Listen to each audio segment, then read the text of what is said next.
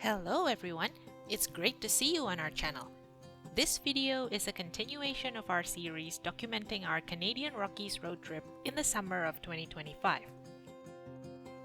In this video, we are bringing you a truly special episode featuring two lakes considered among the most spectacular in the whole Canadian Rockies, as well as many other stunning natural wonders in the area.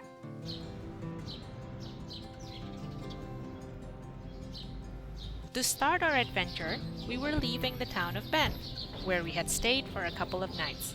Before doing so, we grabbed some snacks and coffee, this time from the Wildflower Bakery.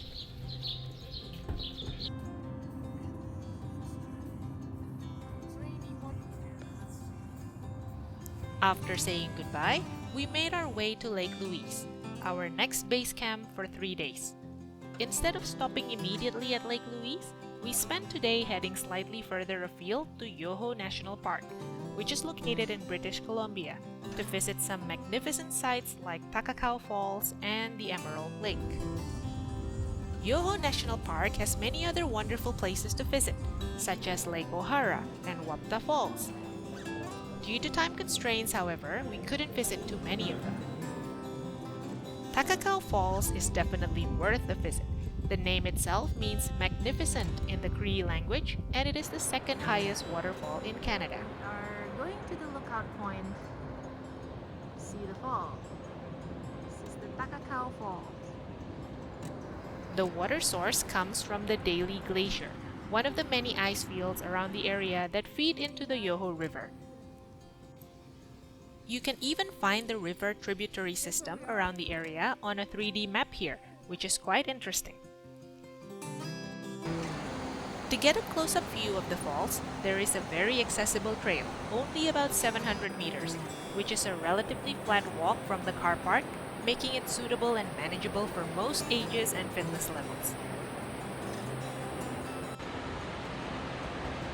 As you get closer to the falls, you can witness the sheer power of the over 250-meter cascade as the water spray creates a heavy mist and the roar submerges all other noises around you.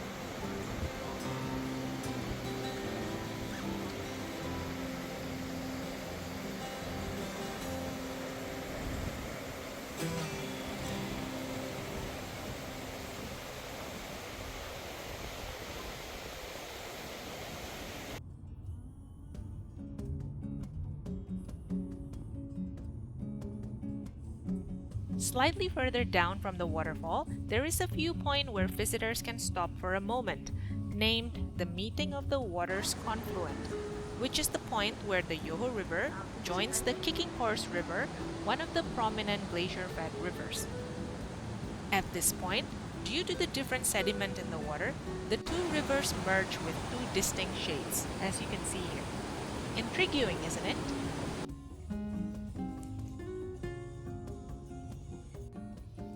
Our next stop was Emerald Lake, the largest lake deep within this national park. It has become so popular recently that the designated car park will often overflow onto the incoming road, especially during busy periods. You might need to walk a bit from where you park your car to the lake itself.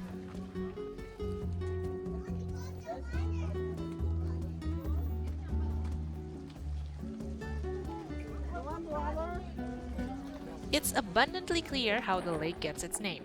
Its vibrant emerald green water color, caused by fine particles and ground limestone carried by the melting glacier. Aside from doing water activities or hiking along the trails, this place also has a lodge that offers a retreat experience, boasting no cell service or in-room TV to encourage guests to disconnect. With such a splendid scene and surrounding mountains, watching TV should not be on top of your priority list anyway. After experiencing the roaring water of Takakkaw Falls and the serenity of Emerald Lake, it was time to make our way back to the Lake Louise village. Here is a bit of information about the place where we'll be staying for a couple of nights. Lake Louise Village is the closest gateway to the two most iconic lakes we mentioned at the beginning of the video, Lake Louise and Morraine Lake. However, unlike Banff, The village has a very limited commercial area called the Samson Mall, which crams the visitor center, a few restaurants, a grocery store, and some souvenir shops into a 20,000 square meter area, most of which is taken up by the car park. The visitor center is a great place to find more information about the area, and also, if you are extremely lucky, grab a last-minute bus ticket to both Lake Louise and Morraine Lake. However, during the summer months, there is very little chance of securing one on the day itself.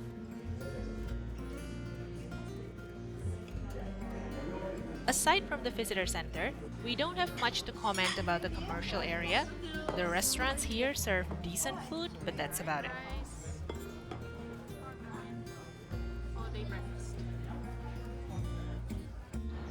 Outside Samson Mall, there are several lodges and inns that cater to visitors, which are especially busy during the skiing season. We were staying at Lake Louise Inn, which also has its own restaurant as an alternative to the establishments in Samson Mall. These accommodations are often priced at quite a premium for their proximity to the lakes. The alternative is to drive for about 40 minutes from Banff to reach Lake Louise.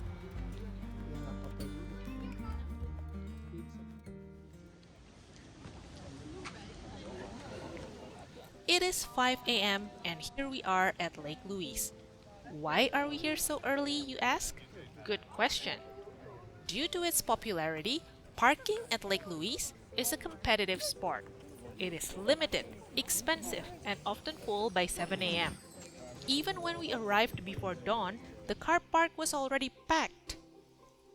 The other options are to take a bus, stay at the Fairmont Chateau Lake Louise Hotel, or walk from the long-term parking area, which is about 7.2 kilometers away from the lake. Please note that you cannot park at Samson Mall and hike to the lake, because this car park is limited to a maximum of 2 hours of parking. This situation has always been an ongoing problem. Even Parks Canada addresses it on their website, advising everyone to use the buses. This would be a great choice, but get your tickets well in advance.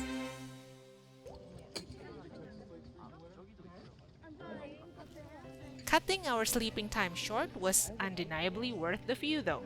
At this hour, the crowd was still manageable, and the gentle sunrise began to add color to the lake and the glacial mountain range behind it.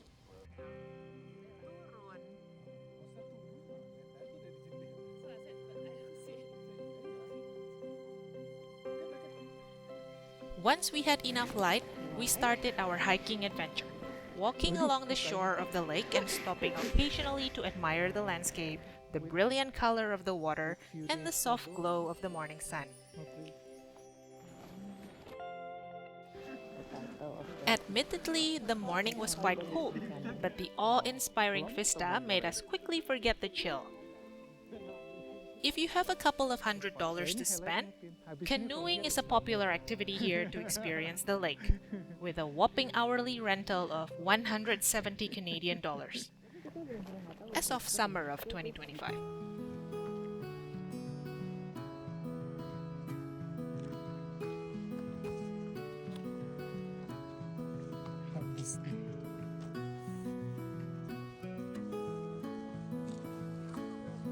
The trail we were taking would bring us to the Little Beehive viewpoint, passing Mirror Lake.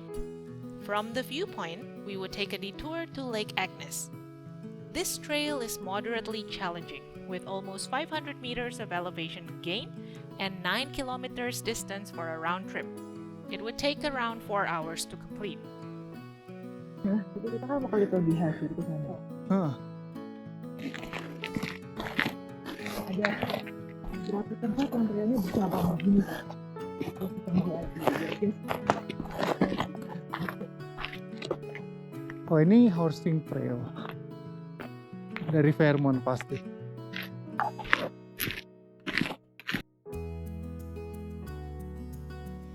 The first stretch to Mirror Lake is well maintained and wide, but with a consistent incline through the alpine forest.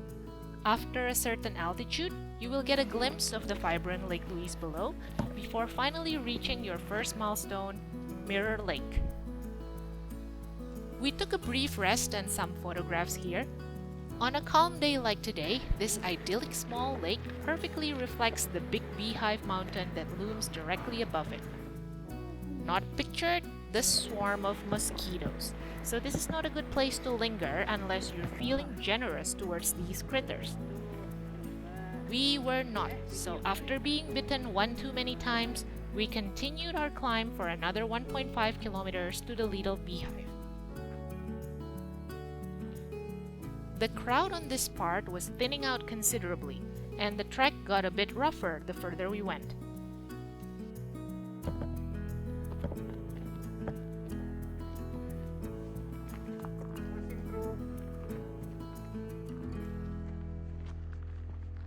Oh, it's getting a bit flat here. Nice. The final stretch of the trail winds through a sparse forest adorned with numerous vibrant wildflowers in the height of summer, before finally bringing you to the jagged rock of the little beehive. Here, you'll get unobstructed panoramic views looking down over Lake Louise, the Fairmont Chateau, and the mountain ranges around it. What a majestic sight!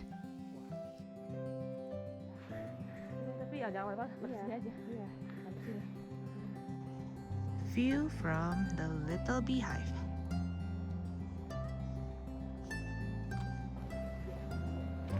So nice! Look at the view!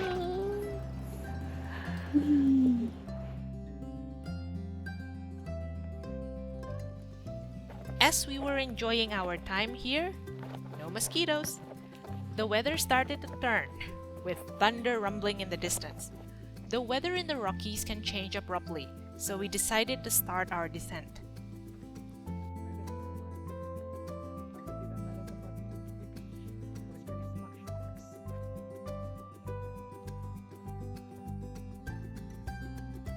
We stopped briefly at Lake Agnes, famous for its tea house, which makes it a lively resting place along the trail.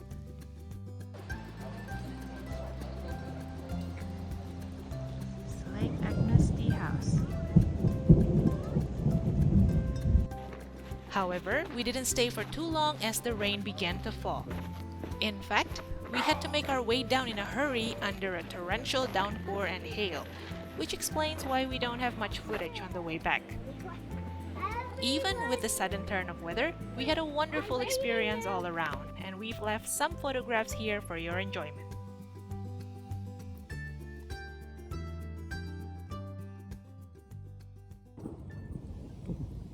It is a new day and we were just as excited for our next destination, Morraine Lake.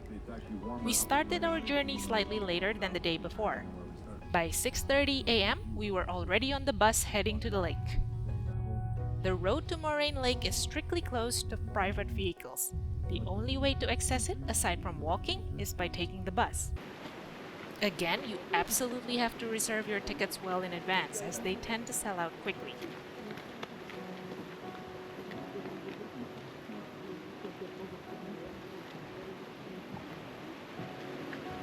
After arriving at the drop-off point, instead of heading directly to the lake shore, you should head to the rock pile first.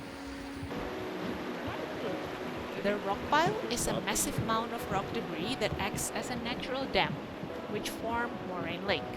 It is about 30 meters high and makes for an easy hike.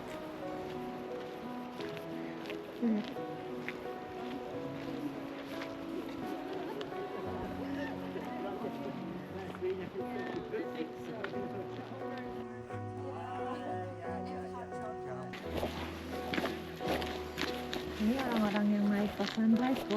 Iya. Ada bawa blanket.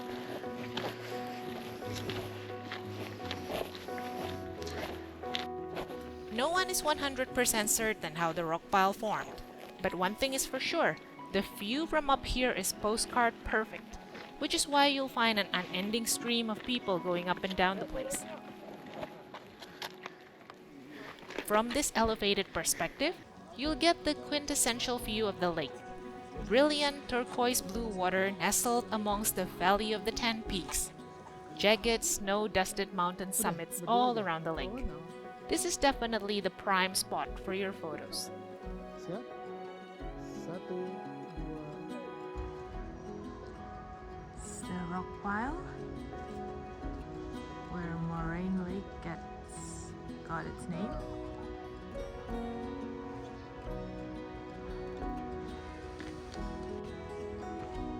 The lake water is so clear.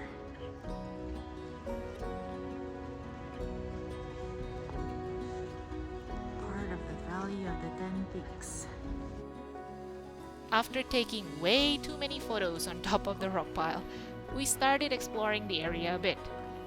Since we had to catch our scheduled bus back, we chose to take the Morraine Lake Lakeshore Trail, an easy flat walk along the lake with a length of 3 kilometers.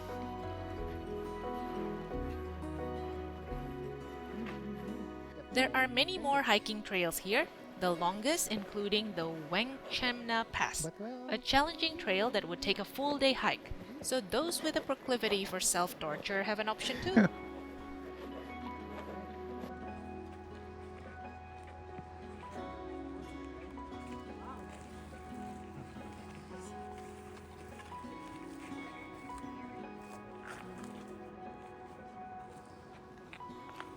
Morraine Lake and Lake Louise are the de facto crown jewels of Banff National Park, and it would be challenging to pick one over the other, but psst, I love Morraine Lake just a bit more for its more dramatic backdrop.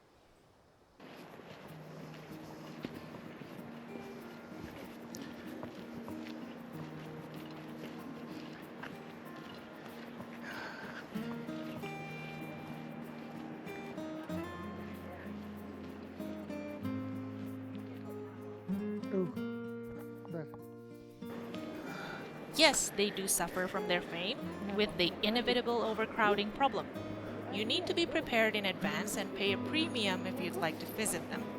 But in our experience, it was entirely worthwhile. We think that Parks Canada has done a commendable job in preserving and managing these areas without falling into the pressure of altering nature to widen access. In the afternoon, after such a memorable morning, we took a leisurely drive along the Bow Valley Parkway, a scenic route between the town of Banff and Lake Louise. It is a quieter drive but offers various striking views, such as Moran's Curve and the impressive Castle Mountain. We also saw a family of grizzly bears frolicking in the wild.